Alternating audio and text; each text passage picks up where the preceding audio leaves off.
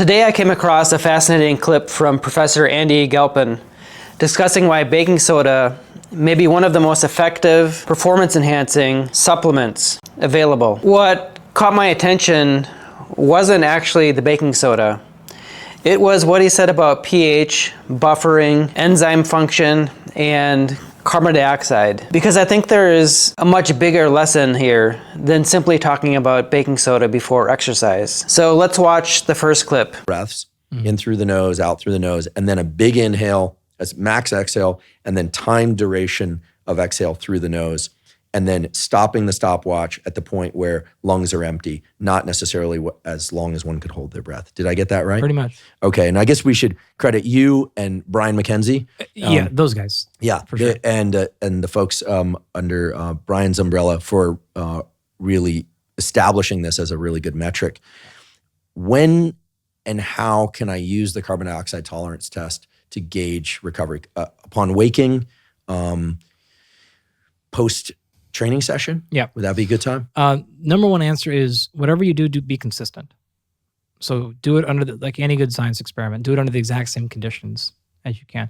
That generally means somewhere in the morning, because that's when you're probably going to have the most control, most stability going. So yeah, like you would take any HRV or other metric, wake up, get under control, get stabilized, take your metric. Got it. Going to be pretty good. Got it. Sodium bicarb, baking soda. Rumor has it, and data has it. This is interesting right from the beginning. They're actually using something called carbon dioxide tolerance test as a potential marker of recovery.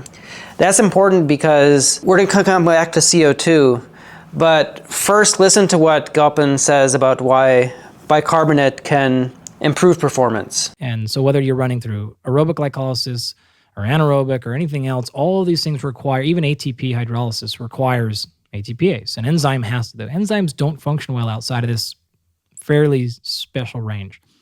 So what happens is generally fatigue, the sensations of fatigue are actually caused by some signal that, hey, we're starting to run out of pH, or we're getting in the wrong range. You're not out of gas usually. You're not too low on oxygen. You're not running low on muscle glycogen yet. You're typically going to see signs or feel signals of fatigue way prior to that, mostly being pH issues. That being said, what if we could regulate pH better? Enter bicarbonate, right? So without going too far into metabolism. This is the first thing that jumped out at me. He's explaining that enzyme function within a relatively narrow pH range move sufficiently outside of that environment, and enzyme function starts becoming impaired. Most people hear this in the context of exercise and muscle contraction. But this principle goes far beyond exercise. Enzymes run virtually every process in your body. And perhaps most importantly for this discussion, mitochondrial energy metabolism depends on enzymes and protein complexes functioning within carefully regulated chemical environments. The electron transport chain contains complex 1, complex 2, complex 3, complex 4, and ATP synthase. These are molecular machines whose behavior is affected by things like hydrogen ion concentration, membrane potential, and pH. And remember, ATP itself isn't really where the energy comes from.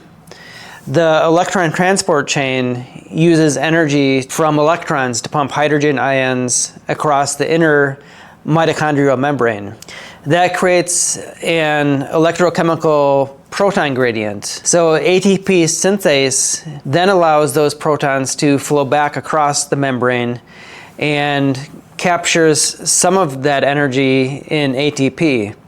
So maintaining the proper chemical environment is fundamental to energy production. And pH regulation is a huge part of maintaining that environment. Now, listen to what he says. Gain to carbon somehow. Well, all of your carbohydrates in your body come in the form of long carbon chains. In fact, that's what a carbohydrate means. It is a one carbon molecule that has one water molecule attached to it. It's a carbon that has been hydrated. In the case of like glucose, blood sugar, it's a 6 carbon molecule, right? In terms of fat, which are the only two places you're going to get most of your cellular energy, carbohydrates and fat, that is also a big, long block and chain of carbons. So whether you're getting your energy from fat or carbohydrate, you're going to split those atoms. So in other words, you've got 6 carbons attached to each other.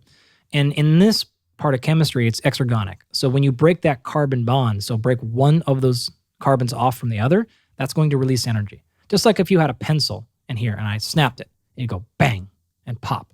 I broke the bonds that were connecting that graphite to the next piece of graphite, and that released energy because I put energy into the system, etc. Okay. As a result, though, we've now had, say 5 or 6 carbons chained together. We broke one off the end, which is not how it works, but making the point. And now you have one free-floating carbon. You use that energy release to then go make ATP, to then go make your muscles contract. But now you've got carbon floating around. You can associate free-floating carbon with being at a higher acidic level. It's not going to happen. The only way that you're going to go through this process is if your body says, do we have an oxygen molecule available that we can bind this to immediately? Yes, we do. That carbon attaches to that oxygen molecule. You can't just put CO2 in the blood because of what we just talked about. So you're going to bind it through this bicarbonate process. It's going to go through your blood. It's going to go into the lungs. It's going to go back into its carbon dioxide molecule. It's going to go through the alveoli into the lungs, and you're going to exhale. So you went from carbon to this bicarbonate system, back into carbon, exhale. So inhaled O2, plants go the opposite, by the way. So they're going to breathe in the CO2. They're going to cleave off that carbon, stack those carbons together, and that's... So this is where it becomes especially interesting for me. We metabolize carbohydrates and fats, produce carbon dioxide, and much of that carbon dioxide is transported in the blood through the bicarbonate system. Carbon dioxide and bicarbonate aren't two unrelated things. They're chemically connected through one of the most important buffering systems in human physiology. CO2 plus H2O can come from carbonic acid, which can dissociate into hydrogen ions, and bicarbonate. And that reaction is reversible. That's incredibly important because when arteries take sodium bicarbonate, they deliberately manipulate one component of this same acid-base system. They're increasing extracellular bicarbonate to give themselves additional buffering capacity during intense exercise. So baking soda works precisely because buffering matters. With low oxygen availability, the downside of that equation is acid production. We know that that's a problem because I started the conversation off there intentionally. So what if we could reduce the acid buildup? Now, you know how pH kind of works. I went in kind of double negatives there, right? You don't want too much acid buildup. Then could we prolong and sustain energy in a more effective pace, especially in this anaerobic interval kind of environment? And again, that's important because in those things, failure is not a result of running out of fuel or oxygen. It's a result of fatigue building up way too quickly. Is that also true for resistance training? There's maybe more of the creatine phosphate system. That can be an issue. It could simply be an issue of... That's the performance argument.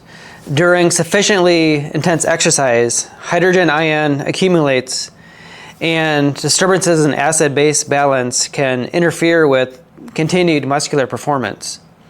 If you increase extracellular bicarbonate beforehand, you can increase the gradient favoring movement of hydrogen ions out of the working muscle and increase the body's capacity to deal with that acid load. That's one reason why sodium bicarbonate can delay fatigue during certain types of high intensity exercise. But this raises a much bigger question for me. Instead of thinking only about artificially increasing bicarbonate for a few hours before, what about maintaining a healthy carbon dioxide bicarbonate system in everyday physiology? What about chronic overbreathing? What about chronically low carbon dioxide? What about improving CO2 tolerance and avoiding unnecessary loss of CO2 through excessive ventilation? Because carbon dioxide isn't simply metabolic garbage waiting to leave the body. It's an integral part of acid-base regulation. Muscular contraction, and then you're having this 3-carbon molecule. What it can actually do is grab one of those hydrogens. And those 3 carbon molecules, by the way, are called pyruvate or pyruvic acid, right? If you take a pyruvic acid and you grab hydrogen, put it on top of it, we now have a different name for it. It's called Hydrogen peroxide. lactate. Bingo, right? That's what lactate or lactic acid is, right? So we've now built that up. So number one reason why lactate's not causing your fatigue, it's actually preventing it, and that it does a bunch of other really cool stuff. But the point is that system can only last so long. That gets overwhelmed very quickly. What are you going to do with the rest of this hydrogen? Well, if you started off in a normal pH range, you don't have very far to go before you've now gone into that level of too much acidity. If you start off in a more basic, and basic I don't mean simple, I mean chemistry, right, and more alkaline, then that same amount of increase in pH is no longer, now just puts you back in your physiological range. So sodium bicarbonate, whether taken as a cream or a powder or baking soda or anything else, can simply put you in a more alkaline state, even acutely. So this is something you can take right now before your workout. You're going to delay what we call delay the progression of fatigue. And how would people start to approach this practice? My understanding is you can do this with common, store-bought. This section is incredibly important. For years, people commonly blamed lactate itself for burning sensation and fatigue associated with intense exercise. But lactate isn't simply the enemy. As Galpin describes, hydrogen ion accumulation and changes in pH are central to the problem. Then he gets to the reason why bicarbonate supplementation works. If you increase your buffering capacity before exercise, you can tolerate a greater acid load before reaching the point where performance becomes compromised. And that brings us directly back to carbon dioxide. pH is no longer, now just puts you back in your physiological range. So sodium bicarbonate, whether taken as a cream or a powder or baking soda or anything else, can simply put you in a more alkaline state, even acutely. So this is something you can take right now before your workout. You're going to delay what we call delay the progression of fatigue. And how would people start to approach this practice? My understanding is you can do this with common, store-bought. That is the key point. He's explaining why athletes use sodium bicarbonate. Because buffering matters, because pH matters, because enzyme function depends on the proper chemical environment, and because performance can decline before you've actually run out of oxygen, glycogen, or available energy. Now, here's where I think this becomes much bigger than baking soda. I want to make an important distinction here. Retaining more carbon dioxide is equivalent to taking large doses of sodium bicarbonate before a competition. They're not the same intervention. Sodium bicarbonate loading can produce a substantial acute increase in blood bicarbonate, and there's good evidence that this can improve performance in particular types of high-intensity exercise. That's an acute performance strategy. What interests me about carbon dioxide is the long-term physiological question. What happens when someone chronically overbreathes and maintains unnecessary low carbon dioxide? And conversely, what happens when we improve breathing efficiently and CO2 tolerance so that we're not constantly blowing off more carbon dioxide than necessary? Carbon dioxide and bicarbonate exists in equilibrium. And over longer periods, the respiratory system and kidneys work together to regulate carbon dioxide, bicarbonate, and pH. So I'm interested in whether breathing training and carefully controlled CO2 exposure can improve the body's ability to operate within this system over time. That is a different question from whether CO2 therapy can replace taking bicarbonate before a race. And this brings us back to what Galpin said at the very beginning. Enzymes care about pH. Mitochondria care about pH. The electron transport chain depends on proton movement. In fact, mitochondrial energy production itself is fundamentally built around hydrogen ion gradients. Electrons move through the electron transport chain. The energy released is used to pump protons across the inner mitochondrial membrane. That proton gradient stores potential energy. ATP synthase then harnesses the flow of those protons to manufacture ATP. So ATP isn't really the original source of the energy. The proton gradient is closer to the battery. ATP is a transferable form in which some of the energy is captured so it can be used elsewhere in the cell. That makes regulation of hydrogen ions and pH incredibly important. And that's where carbon dioxide becomes so interesting. Carbon dioxide is unusual because it moves extremely easily across biological membranes. CO2 participates in the reversible carbon dioxide bicarbonate buffering system throughout the body. And because the lungs can change carbon dioxide levels while kidneys adjust generally over longer periods. This system provides an extraordinary, powerful way to regulate acid-base chemistry. That doesn't mean more CO2 is always better. Too much CO2 can absolutely become harmful. The goal is physiological regulation, not necessarily maximizing CO2. But chronically blowing off excessive amounts of carbon dioxide isn't necessarily desirable either. Healthy physiology operates within a range. So I would separate these into two strategies. Sodium bicarbonate supplementation is an acute intervention.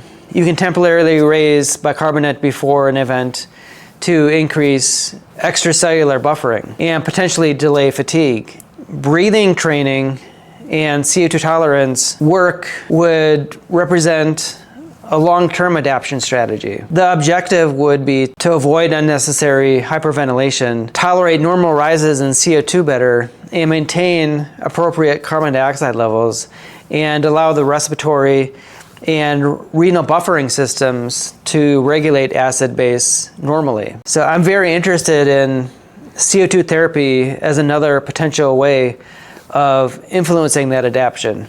But we need more direct research comparing these approaches. Bicarbonate's effectiveness teaches us something very fundamental. It demonstrates just how important acid-base regulation and buffering are to human performance. So when I hear Andy Galpin talk about baking soda as a performance enhancer, I don't just hear take baking soda before exercise. I hear something much bigger. Buffering matters. Hydrogen ion regulation matters. pH matters. Enzyme function matters. Mitochondrial function depends on an extraordinarily controlled chemical environment. And sitting right in the middle of one of our most important pH regulating systems are two molecules, bicarbonate and carbon dioxide. So if elite athletes are deliberately manipulating bicarbonate because buffering improves performance, maybe we should be paying attention to the other side of the system, carbon dioxide. Maybe the real lesson isn't simply that baking soda works. Maybe the deeper lesson carbon dioxide bicarbonate system is to metabolize cellular function and human performance. And maybe carbon dioxide deserves a lot more respect than it gets.